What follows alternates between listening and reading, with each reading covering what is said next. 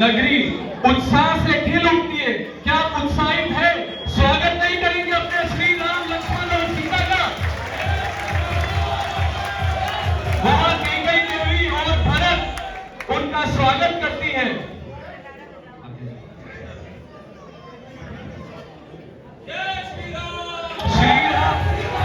श्री राम का राज्य अभिषेक होता है। राज्य अभिषेक के बाद भरत और कैकेयी देवी सन्यास की मनोकामना उनके सामने रखती है। भूषण जी महाराज और देशभूषण जी महाराज द्वारा कैकेयी देवी और भरत सन्यास लेकर मोक्ष मार्ग की तरफ अग्रसर हो जाते हैं। अब आगे की कहानी दिल थाम के सुननी होगी श्रोताओं आप लोगों को, क्योंकि ये रघुकुल के दामन में एक बहुत बड़ा कलंक था।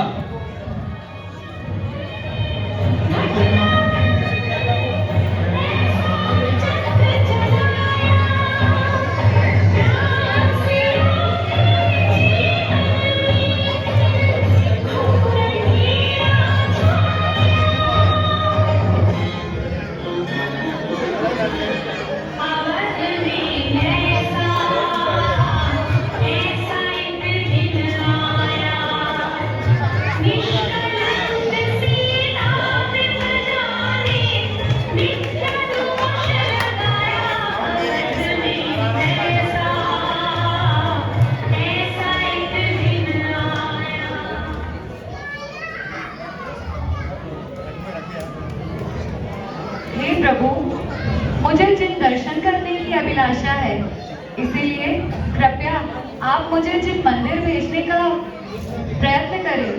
अवश्य सीते।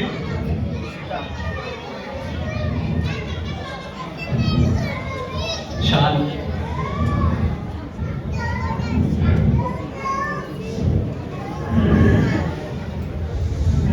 अयोध्या नगर के वासियों की वार्तालाप सुनकर मेरा हृदय विचलित हो उठा है। एक तरफ मेरी प्राण प्रिय सीता है, जिसकी विरह मैं एक क्षण मात्र भी सहन नहीं कर सकता, और दूसरी ओर मेरी प्रजा है जो सीता कुल पर कलंक मान रही है। मैं बहुत ही धर्म संकट में पड़ गया हूँ। एक ओर रघुवंश की गरिमा की रक्षा करनी है, और दूसरी ओर मुझे पति धर्म भी निभाना है। परंतु मुझे कुछ निर्णय तो लेना ही होगा। सेनापति,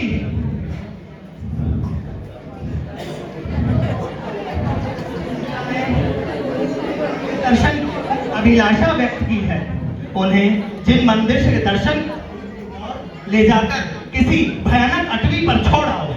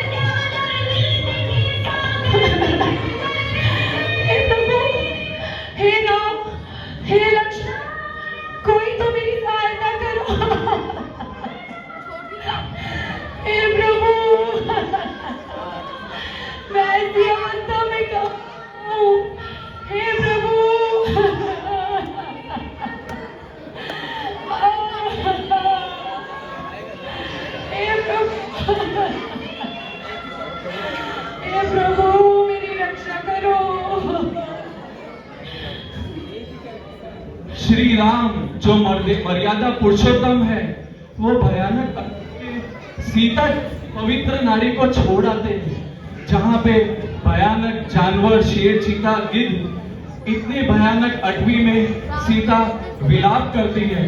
क्या आपको पता है कि इन्होंने उन्हें फिर आश्रय दिया? क्या आपको नाम पता है? हमने हमेशा सुना होगा कि वाल्मीकि ने उनको आश्रय दिया और उनकी वो कुटिया में चले गए, किंतु ये सत्य नहीं है। पद्म पुराण के अनुसार राजा वज्रसन जो उनके धर्मभाई थे, वहां उनको लेने आते हैं और वो अपने साथ उनके महल में ले जाते हैं। अब देखते हैं आगे का दृश्य।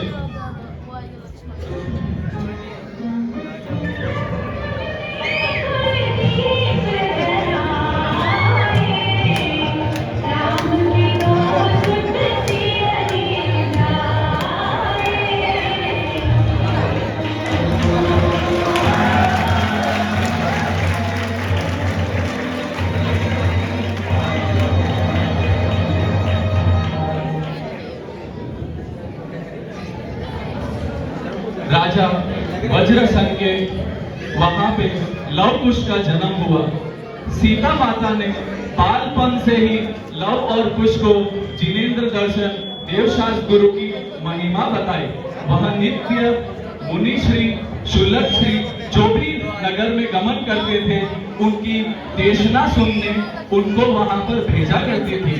देखते हैं अगला दृश्य, जब लव कुश को सीता माँ शुल्लक जी महाराज के वहां पे देशना के लिए भेजती है।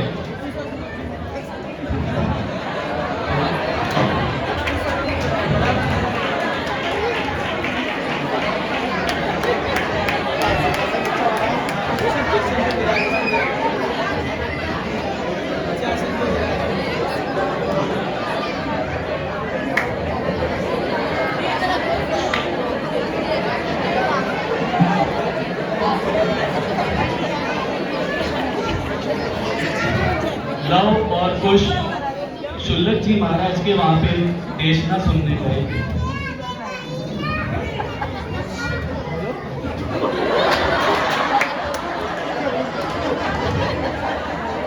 वहां पे लव और कुश को शुल्लक जी महाराज ये बोध कराते हैं कि किस प्रकार अयोध्या नगरी वालों ने उनकी माता पे कलंक लगाया, किस प्रकार श्री राम ने उनकी माता को भयानक अटवी पर छोड़ दिया।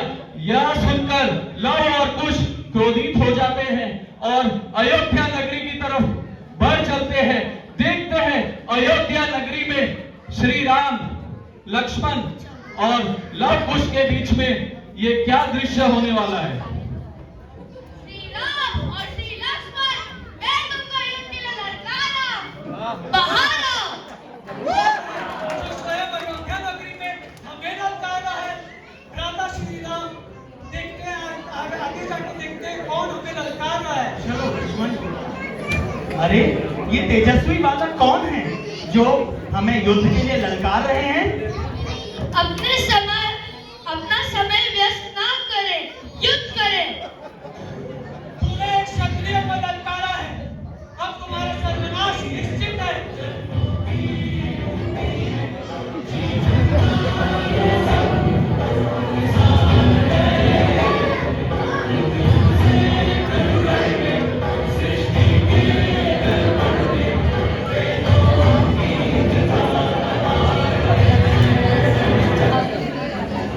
कौशल्य युद्ध में जो कौशल्य लव कुश थे उन्होंने लक्ष्मण हर अस्त्र शस्त्र का कौशलता पूर्वक जवाब दिया। इससे लक्ष्मण क्रोधित हो उठते और अपना चक्र निकाल लेते जिससे उनने रावण का वध किया था। यह देखकर इंद्रदेव, वरुण देव, वायु सब का आसन कंपायमान हो जाता है। धरती का संतुलन बिगड़ जाता है कि एक रघुकुल का राजकुमार उसके ऊपर लक्ष्मण ने एक चक्र निकाल दिया। देखते हैं आगे का दृश्य। हे तेजस्वी बालकों, तुम्हारा अंत निश्चित है। मेरा ये चक्र तुम्हारा नाश करेगा। लेकिन ये क्या, मेरा चक्र मेरी तरफ लौटकर वापस आ गया। कौन है ये बालक? भ्राता राम कौन है? युद्ध के बीच लक्ष्मण को शुल्लक जी महाराज ये बोध कराते हैं कि हे पुत्र, जिससे तुम युद्ध कर रहे हो वो रघुकुल के तुम्हारे श्री भ्राता के लव कुश राजकुमार है। यह सुन के लक्ष्मण की क्या वेदना होती है। उसी बीच सीता माता युद्ध क्षेत्र में पहुंच जाती है। पुत्रों, ये क्या किया तुमने? अपने पिता श्री राम पर बाण चलाए, अपने पिता समान चाचा से युद्ध किया। ये मेरे कौन से पाप कर्मों का फल है? ये देखने से पहले मैं मर क्यों नहीं गई भगवान, मैं मर क्यों नहीं गई? हे मेरे प्रिय पुत्रों, ये विषाद छोड़ो और आओ महलों में चलो। हम नहीं जाएंगे। तुमने हमारी माता के साथ अन्याय किया है। मैंने हमारी माता को हत्या कर दो। सीते, तुम मौन क्यों खड़ी हो? मैं तुम्हें ऐसे देखने में समर्थ नहीं हूँ। हे स्वामी, यदि आपको मुझसे जरा सी भी सहानुभूति होती तो मुझ गर्भिणी को उस गर्भावस्था में उस निर्जन अटवी पे ना छुड़वाते। नहीं, मुझे किसी आरिका या किसी मंदिर की शरण में पहुंचवाते। फिर भी आप जो कहेंगे वह सब का मैं सम्मान करूंगी। हे सीते, मैं तुम्हारे पवित्र धर्म, पवित्र और पति धर्म को पहचानता हूँ, परंतु ये अयोध्या नगर के वासियों को जो तुम पर अपवाद हुआ है, उसके लिए उन लोगों को तुम विश्वास दिलाओ और अग्नि परीक्षा देकर उनकी शंका दूर करो। जो स्वामी, मैं ये अग्नि परीक्षा जरूर दूंगी। कहीं माता सीता नहीं आते। श्री राम की हे आज्ञा। लक्ष्मण, हे पुत्रों, हे स्वामी, आप व्यर्थ ही विलाप कर रहे हैं। आपके राजा कभी भी कोई अनीति पूर्वक कार्य नहीं करते हैं। इसीलिए मैं श्री राम के मान के लिए, समस्त नारी जाति के सम्मान के लिए एवं प्रजाजनों की शंका दूर करने के लिए यह अग्नि परीक्षा अवश्य ही दूंगी।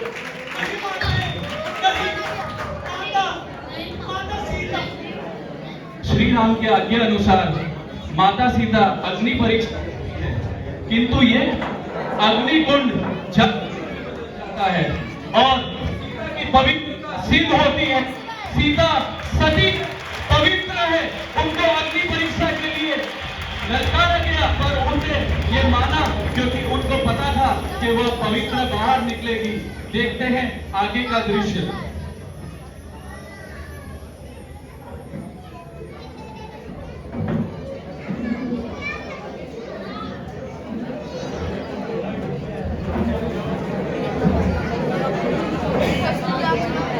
हे सीते, मैं लोग भय से अज्ञान पूर्वक तुमको इतने दंड दिए, तुम पर इतने अत्याचार किए, मैं उसके लिए क्षमा प्रार्थी हूँ।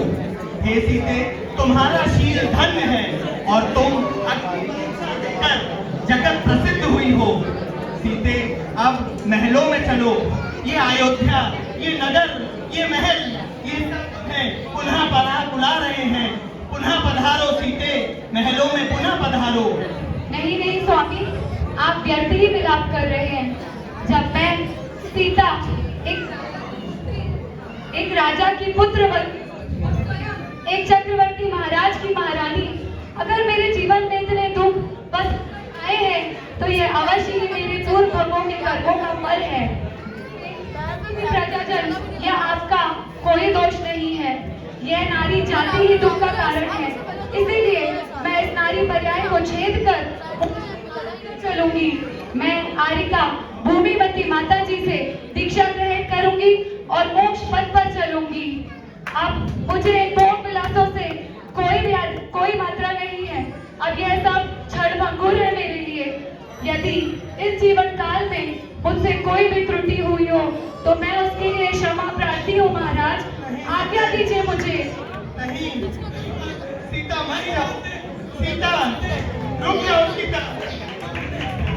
जैसा कि आपने देखा, सीता माता भूमिगत नहीं होती है, किंतु वो आरिका माता से दीक्षा लेकर संन्यास की ओर गमन करती है और मोक्ष मार्ग की तरफ अग्रसर होती है। लव कुश भी कुछ वर्षों बाद दीक्षा लेते हैं और मोक्ष चले जाते हैं। लक्ष्मण मृत्यु पश्चात नरक गति को पाते हैं।